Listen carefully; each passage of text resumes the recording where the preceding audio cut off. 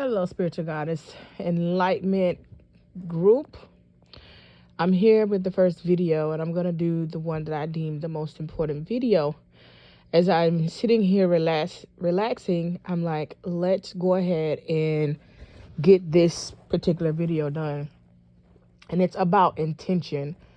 Your intentions when you pray, and your actions after you pray for something. So we pray every morning together, and hopefully, you guys are praying along with me and repeating the reikis and the prayers with me. These prayers hold substance and value, and the words of these prayers, they activate something within you. So when we pray, we want to pray with meaning. We don't want to be like, God, stop these people at work from bothering me. God, stop my partner from cheating. God, send me a partner my way, right? Those are things that we don't want to ask for in a prayer, right? Because be mindful, when we pray for something, when we pray for peace, we're going to be put in situations that are going to be chaotic, that's going to make us find peace. So we need to be intentional.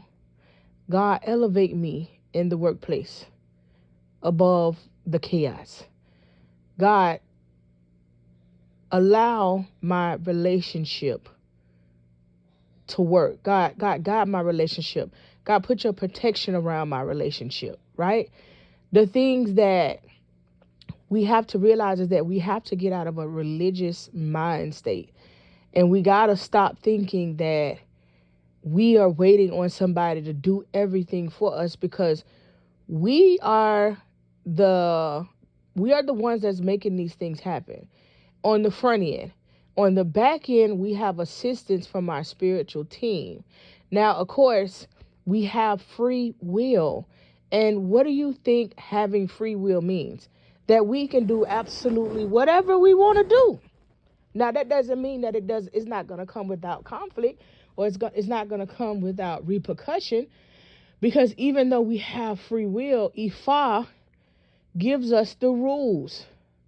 Ifa tells us what it is that we need to do, what it is that we need not to do. Now, you have free will to follow that or not. So we have to always remember that we have to have a pure heart, which means that whatever we're asking for, whatever we're saying, we have to have pure intent on what it is that we're doing. We have to have good character.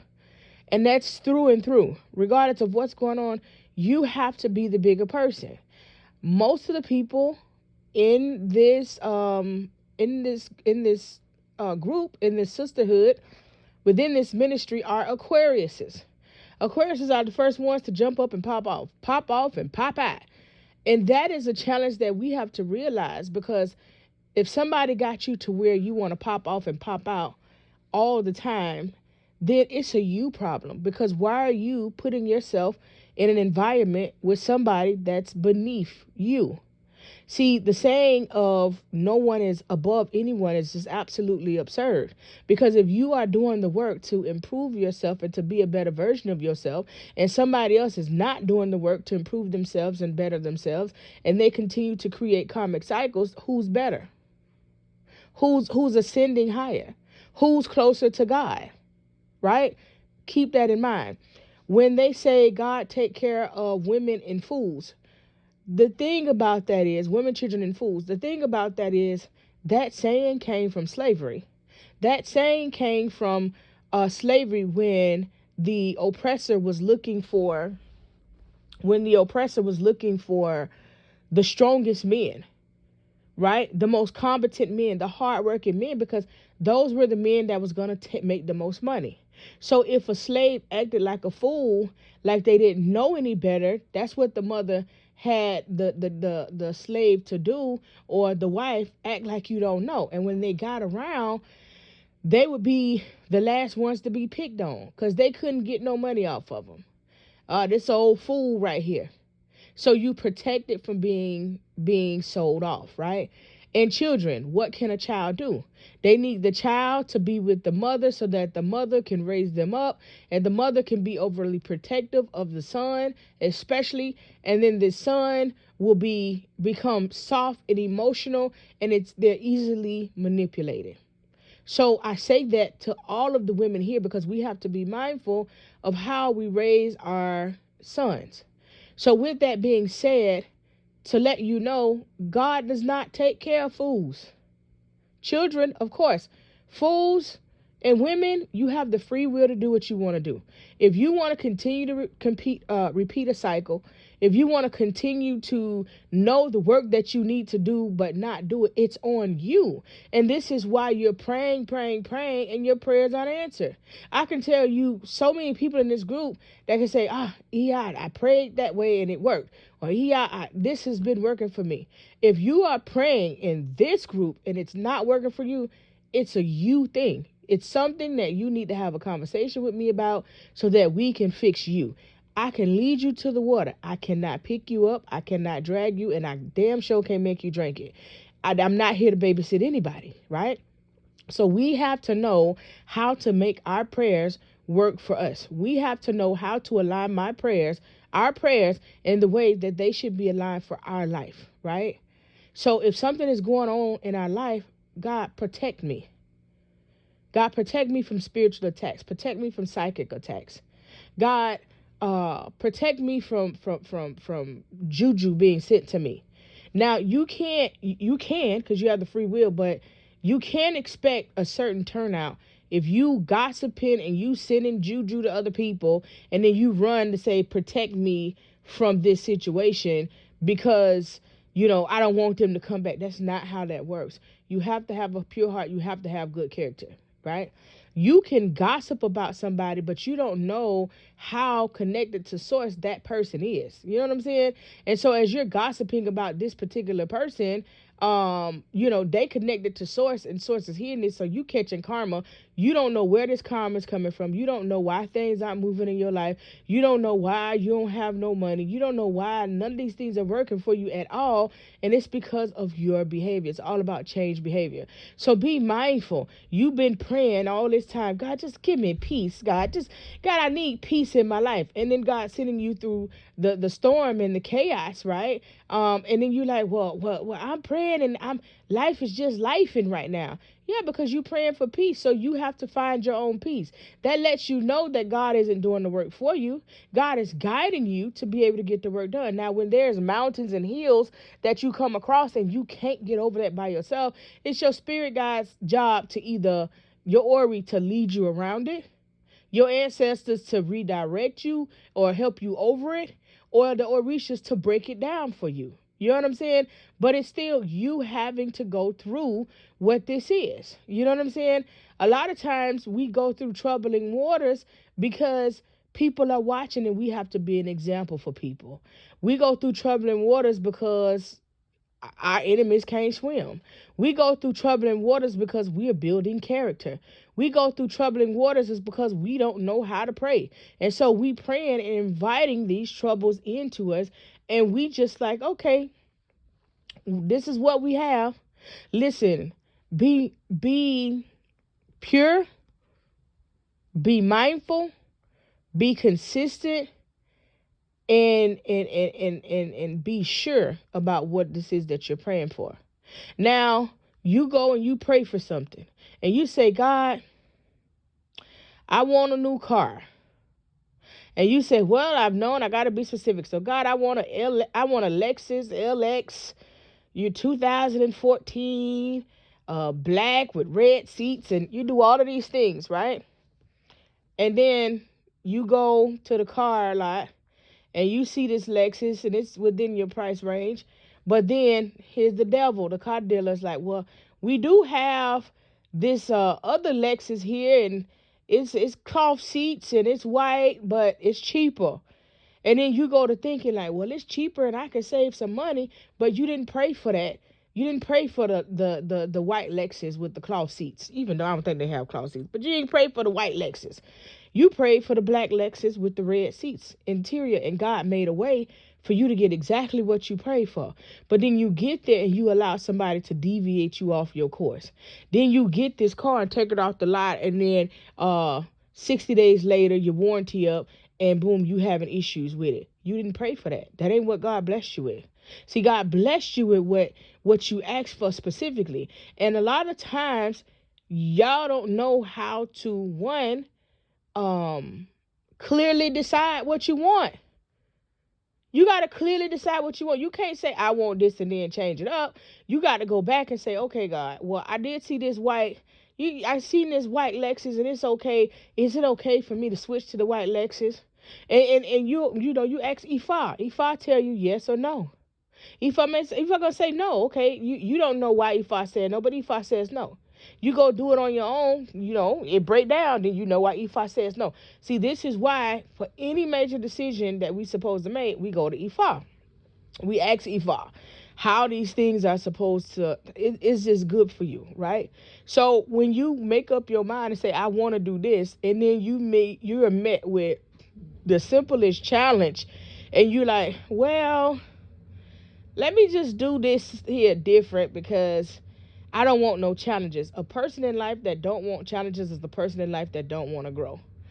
And I'm not saying that every single thing in your life should be challenging, but until you actually do the work, until you are fully dedicated, until you're doing the whole spectrum of things that Ifa is requiring, you cannot expect things to just fall together like that. You can't. And there's nobody here, because we haven't even gotten to the part of doing Dafa and Ebo every 3 months. We haven't even got there. Dafa and Ebo is one of the biggest requirements of Ifa there is. Ose Ifa, Dafa and Ebo, appeasing your, getting shrine appeasements. Listen, Ose Ifa is just one. Baba Eshu is one.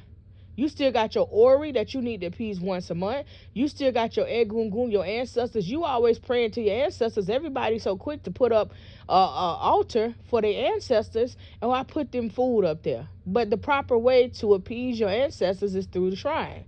So you can do the food and you can do the water throughout the week, once a week. Make sure it's changed and make sure it's plentiful, and that draws their energy. But in order to get them moving in your favor, you have to do the offering. So it's so much that comes along with this, right? But look how much your life will increase when you finally learn how to pray properly. Then you can properly be guided, because now you're listening and now your Ori is being activated. So when your Ori says, don't do that, you know not to do that. When your Ori says, I know I'm supposed to go right, but go left, you go left. You know to do that. You turn around and turn on the radio, and there's a mass shooter right there. You know what I'm saying? At the time you were supposed to be going there. We have to learn to trust in ourselves. We have to learn to trust our Ori, and we have to learn to trust in God's plan. So you can't say, I'm praying for this, and then you expect it to fall in your lap. That is a religious mentality. So you cannot expect Ifa to remove on a religious mentality, because obviously if religion works so well for you, you would not be here. You know what I'm saying?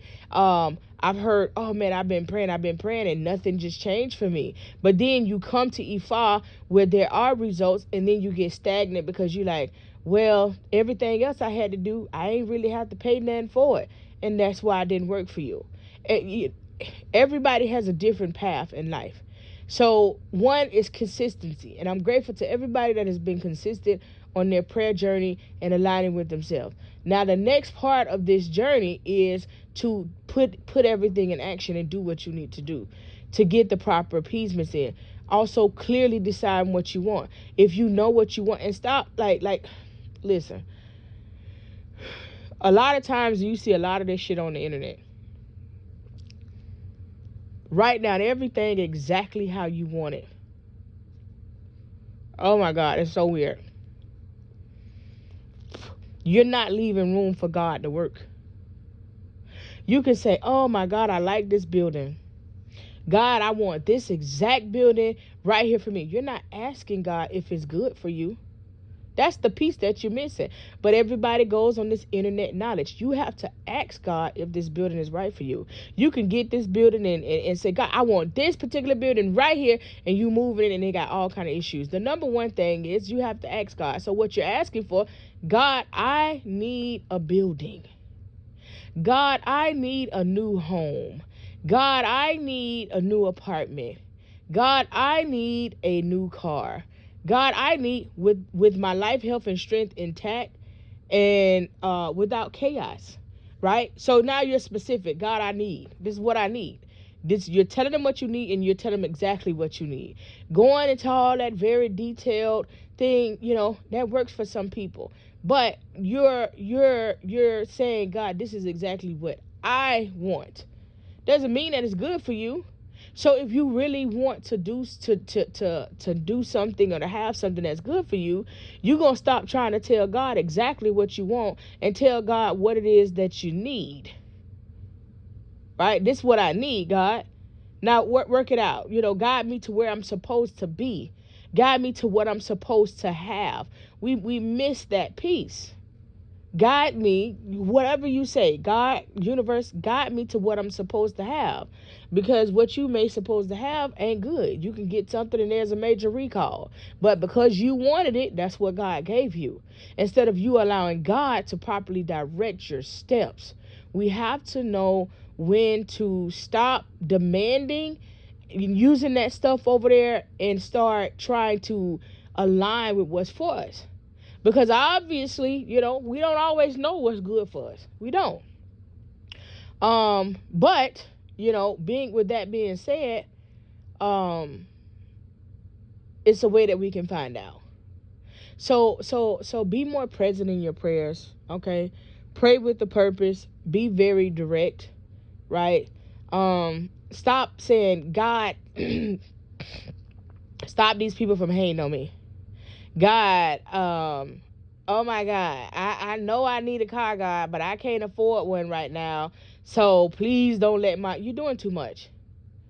Because if you know that you need a new car and it's messing up, say, God, fix it. God, guide me to where I'm supposed to be. Because if God put you in a position to need a new car, He's going to put you through a position to where you have the funds to pay for this car. But you don't trust Him that much. You don't trust him, her that much.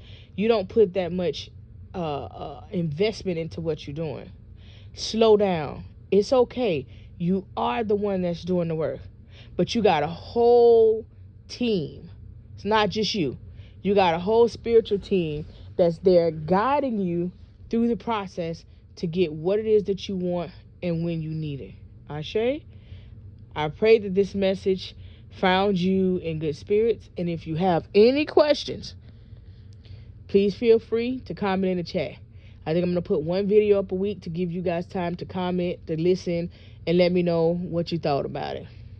Let's stay active.